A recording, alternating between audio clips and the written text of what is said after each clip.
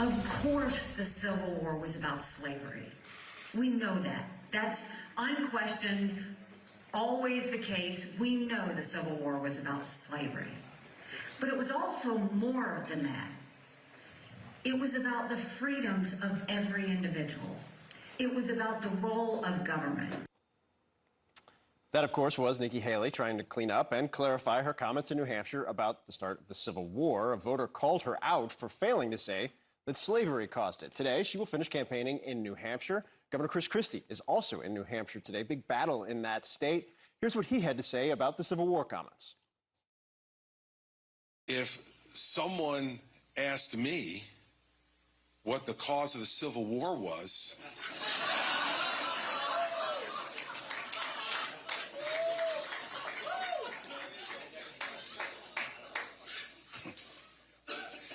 it's easy. It's slavery. And we bring in 2024 GOP presidential candidate, former New Jersey Governor Christie. We appreciate your time, Governor. In terms of, we played your response, Nikki Haley's comments as well. I want to play a little bit more of what Governor Haley said yesterday. Take a listen. I'm from the South. Of course you know it's about slavery. I guess if you grow up in the South, it's a given that it's about slavery. It was definitely a Democrat plant. Governor, you've been through your share of New Hampshire town halls, a lot of them, in fact. What did you make of the efforts to clean up yesterday? Pretty poor, Phil. And look, here's the bottom line on this. Nikki Haley, as I defended her in the fourth debate, as you'll remember, is a smart woman, and she knows better. Look, she's been having this problem for decades in terms of her answer about this. If you go back to her running for governor in 2010, she said that the Civil War was about change versus tradition. She called slavery a tradition. And change versus tradition. It's not change versus tradition, Phil. It's right versus wrong. And our entire party was founded on the idea of the abolition of slavery. And, you know, let's stop with the, with the comments about, well, I'm from the South, so you know that. Well, then she should have said that and known that the first reason given in the secession notice from the South Carolina government at the time the Civil War began was because the North opposed the expansion of slavery to the Western territories. Now, Nikki knows all that, and she's not saying it because she's afraid to say it, because this has been her whole campaign. She does not want to offend anyone. She won't tell the truth about Donald Trump, even though she knows that he was the cause of January 6th. She won't say it. Even though she knows that he regularly lies, she won't say it. And even last night, Phil, she was asked by a voter again in New Hampshire, would she categorically rule out being Donald Trump's vice president? And she won't answer the question. These are simple questions to a smart woman. And when she doesn't answer them, you have to believe she's being a slippery, slick politician who wants to be everything to everybody. And it's too late in this game to do that. Governor, Governor Haley was asked last night by somebody who's weighing the two of you who to vote for in New Hampshire, which I think is not an insignificant amount of people in New Hampshire right now. And I want you to listen to what she responded. Take a listen. Chris is obsessed with Trump. I mean, God bless him. He's a friend. He's obsessed with Trump. He sleeps, eats, and breathes it every day. I'm thinking bigger than that. How do you respond to that? Yeah. If you call being evasive and on both sides of an issue bigger, then I guess she is being bigger than that. I mean, look, it's pretty simple here. Donald Trump has been leading in the polls in this race by 20, 25 points for months, and she won't talk about him. She says he was the right president at the right time. She says that for some reason, chaos and drama follow him wherever he goes. You know, Phil, that's like the arsonist saying, for some reason, burning buildings follow me wherever I go. This is a guy who sets these fires, divides this country, lies to us on a regular basis, and is under 4 criminal indictments. And Nikki Haley calls him the right president at the right time and won't preclude being his vice president. Look, this is the important thing for people out there who don't want more of Donald Trump. She's willing to be his running mate. And until she says she isn't willing to do that, then we must assume she is, that she's protecting this. And look, if she's wondering about how to answer these questions in New Hampshire, I'm sure Governor Sununu will explain it to her. And hopefully he will over the course of the next 24 hours for her sake. But right now, I think New Hampshire is seeing the slippery, slick Nikki Haley who won't answer questions definitively, won't say whether she's willing to be his vice president, won't say whether Donald Trump is unfit to be president, won't say whether slavery is the cause of the Civil War definitively. These are the kind of things that are done to try to protect certain constituencies, Phil.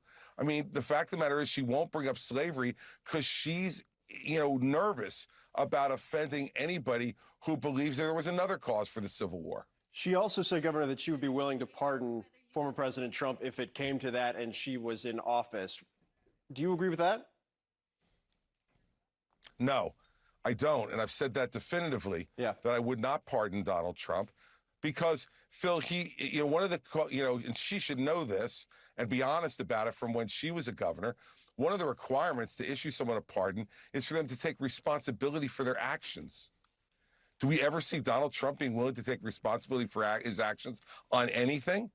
And the fact is, this is another one of her resume items to be Donald Trump's vice president. By the way, Mr. President, wink, wink, I would pardon you. Look, this is the worst type of cynical politics where you try to play both sides to the middle.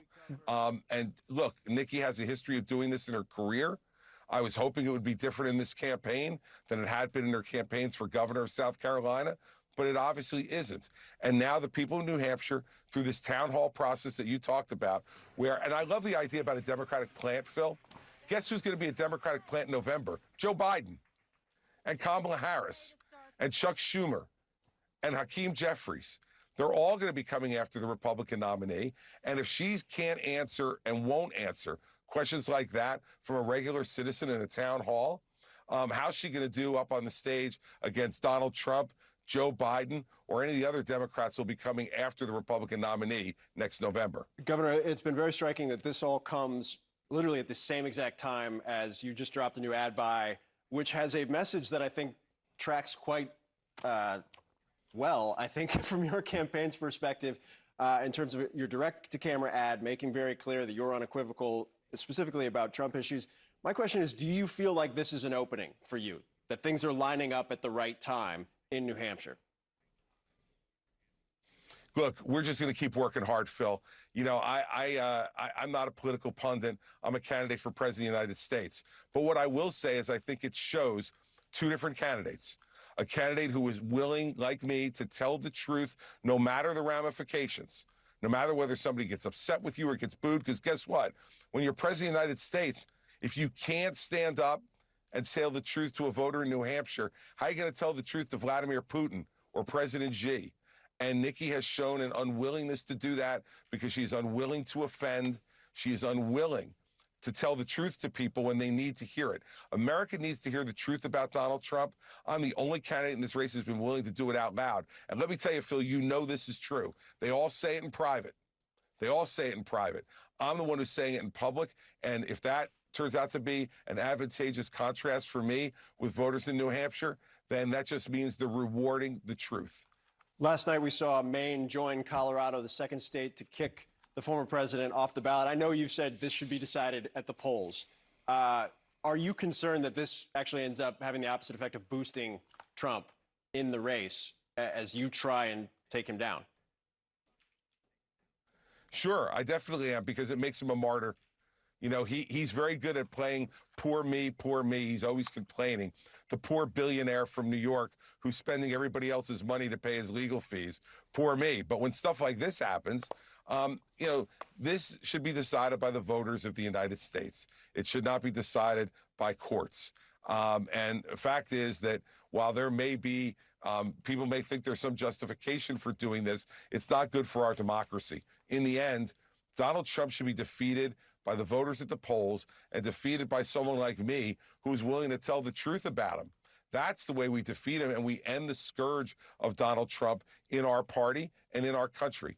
Phil, I got into this race to tell the truth because I'm fighting not only for the soul of my party, but for the soul of this country. And we don't need someone who sends out a Christmas message who says anyone who disagrees with him should rot in hell. That's what he said after his Thanksgiving message, where he said he was thankful for all the people he hated. This is not the kind of person we need behind the desk in the Oval Office, someone who hates, someone who tells people to rot in hell. And I think if we say this enough, and by the way, if Nikki Haley and Ron DeSantis and Vivek Ramaswamy and the other candidates who have since dropped out had not raised their hands at the August debate and said, I'll support him even if he's a convicted felon, and enabled him, we probably would have had him down in the polls and maybe out of this race if all of us had told the truth. But I don't care that I'm the only one. I'm going to keep doing it. If it makes you feel any better, I have already put evac on alert. He's ready to go if it comes to that. General, I can assure you. Hey, General, let me into the war room to see you, so I had to hack my way onto this frequency. This better be critical, Wheelie. Sir, come on, what is it not, please? Okay, couple of things. I'm running low on the dough. I was thinking about taking a couple of months sick leave, maybe starting today. And, oh yeah. I intercepted a transmission from Megatron. Then send it through. Yes, sir, right away, sir. And so I was so damn good on the other stuff. This is your last warning, insects. Relinquish what remains of the Allspark. So who's the insect? You? What? Who's the insect? Protect you. They were defeated on our world, and we will defeat them here. This was just a diversion. Security, please bring up. Rabbit, she's already inside. Deeds! Give me an update on that reserve. Boss readiness. What was his name? What was it? Evac, sir. Right, evac.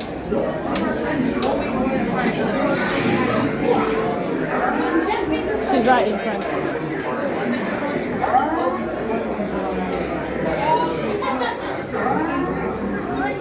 We're facing a heavy sustained attack. They appear to be after the Allspark. General, watch out! General! Need to evac immediately. Evac immediately. Hold on. National security advisory. Stay down. Check it out. The failed the mission is outrageous. The amateurs are suicide mission.